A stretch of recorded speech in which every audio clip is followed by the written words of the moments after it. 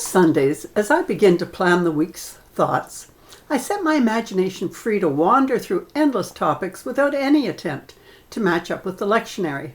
That's those readings which determine the subject matter of a minister's sermon. However, this week demands my thoughts as clergy. We're now launched into that most austere season of the year, Lent, which traditionally is a period of self-denial. Lent begins with Ash Wednesday, when we traditionally wear a cross of ashes smudged on our forehead for the day, thereby giving us the opportunity of proselytizing painlessly. Complete strangers will point out to you that you have a smudge on your forehead, which gives you the opening to tell them that it's the first day of Lent, and as a Christian you're wearing your penitence on your forehead. That can lead to some really interesting conversations and some very strange looks. Your promises to God when making a Lenten commitment, whether in gratitude or as a disciplining of self-indulgence. And 2021 uniquely adds to the Lenten discipline. The coldest month of the year, with spring still a very long way off, and COVID with its own mass of imposed deprivations. People have been swearing off candy, alcohol, meat, desserts. You name it, someone you know has given up one of their favorite delights. Although I am sure some fall into the category of my husband, who always answered that he had given up hard candy for Lent, not mentioning that for the rest of the year he never ate it then either. Now, I'm not discouraging depriving the body of certain joys as a discipline of Lent. Anything that you do that reminds you of the sacrifice of Jesus is a positive thing in your life. Whether you give up meat for the entire 40 days, or eat fish on Fridays, or, for me, eat vegetables every day, if it mortifies your body for the purpose of Lenten discipline, it's a good and positive thing. If this speaks to you, by all means continue to do what you have always done, or take it up anew. And if you're looking for something really new and different, the Bishop's Committee on Creation Care has put together a booklet, A Fast for the Earth, Lent 2021. It's available in the link attached, and it will have you exploring fasts of water, injustice, even an electricity fast. However, the disciplines of the virus mean that giving up the theater, or the sports arena, or Friday night dinners out, or meeting the boys at the bar does not mean much. You can't even take up the virtues of going to the gym more often, or church every Sunday, or visiting the sick and the lonely. But there are other ways to offer up self-discipline as an offering to God. Much as people like to give something up for Lent, I prefer the notion of taking something up instead. While giving up food or drinks or treats is admirable, I always have the suspicion that the idea of a reduced waistline makes it more attractive.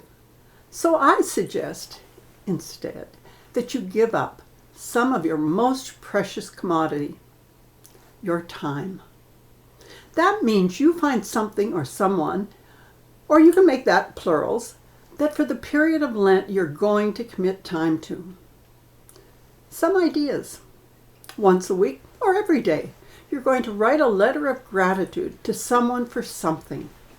This is one of my favorites, and it's given me the opportunity to write letters to some of my heroes, Margaret Thatcher, Vera Lynn, the Queen, and to people who have made a great difference in my life.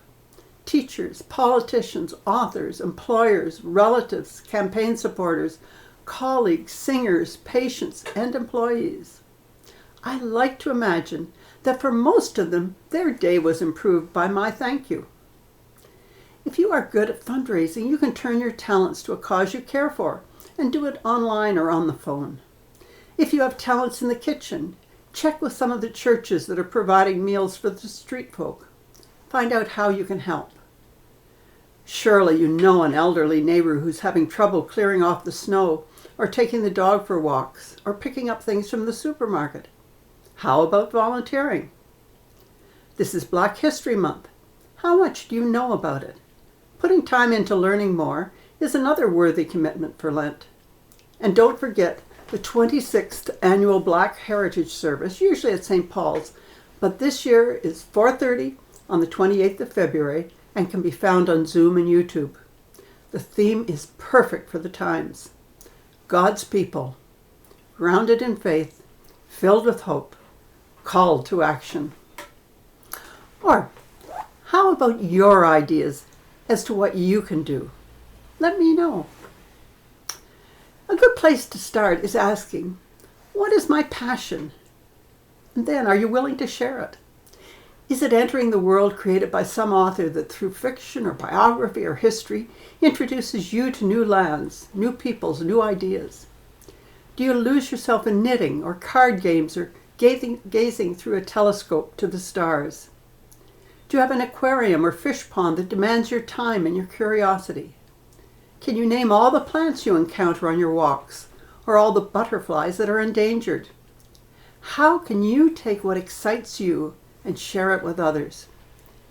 Can you teach others what we should be doing right now to prepare for spring planting?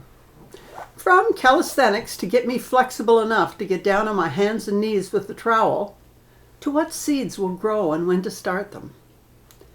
Could you volunteer your love for algebra to inspire a student who hates the subject? Let them see what you see. How about starting a competition for the best or unique snowman on the block to introduce children from lands without snow to one of the delights of winter, and end it with snow angels? The best sharing and teaching is when you're excited by the subject and spread that enthusiasm to others. Get excited and you induce excitement in others. Boredom and isolation have driven passion from so many lives.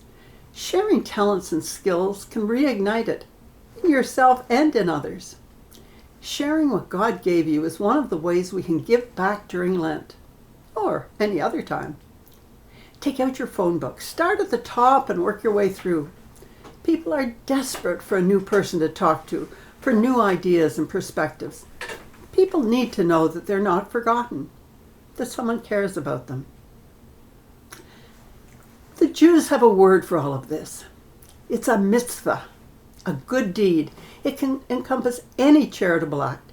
The notion is that whatever the creator of the universe wants done with his universe binds us to him in body and mind and soul when we do something that conforms to that. Then we please him. Beyond pleasing God, there's a practical benefit for the good doer, because our own attitudes to life and others are molded by what we do. And being a generous, compassionate, or loving person is the kind of attitudes to life that make our own life and the lives of others better. And since Jesus was a Jew, we're following in his footsteps when we follow that tradition. Consider how mitzvah is the story of Jesus' life. Doing good for others, caring, showing us how to live for others and not just for ourselves, how to improve the world in which we live and give hope and opportunities. What better way to atone for the things we have done or not done, actions we knew that we should not take, and those deeds that have harmed others? That goes to the core of the 40 days of Lent, examining our life, our conscience, and what we've done with the gifts God has given us. Jesus spent 40 days in the wilderness, being tempted, resisting, praying, and preparing for the great sacrifice that he was about to undertake. And to honor his sacrifice for us, we're asked to think about what we have done and what we can do. We offend God when we harm our neighbors, when we break the commandments, when we do not honor his name. We do it on such a regular basis that we've become inured to it. It's as if we create scars on our soul so that we are no longer sensitive to our sinfulness. And so this is our chance to set things to rights. We actually take time to examine our conscience and acknowledge the wrongs we've committed, the ones that have become so common that we don't even notice them, and the ones done intentionally. We take the time to work through why we do these things, because if we do not, we will be unlikely to avoid them in the future. We reset our priorities so that God rises to the top of what is important in our lives. And we commit ourselves to doing what we must do to make it happen. Make reasonable commitments that set challenges for yourself, rather than wildly optimistic ones as you're unlikely to fulfill. For instance, far better to commit to praying 5 minutes a day than committing to an hour's contemplation each day. Commit to saying grace at dinner time, rather than each time you eat if you grab lunch on the run or graze throughout the day. You do not want to make promises to God that you know you will not reasonably keep. And let's face it, no one's going to complain if you do more than you promised. Better to promise to go to church each Sunday, or at least watch a service of worship each week, rather than committing to communion each morning on the way to work. And remember, it's how you live your life that matters. Reread the Beatitudes from Matthew for guidance in what God is looking for in our lives.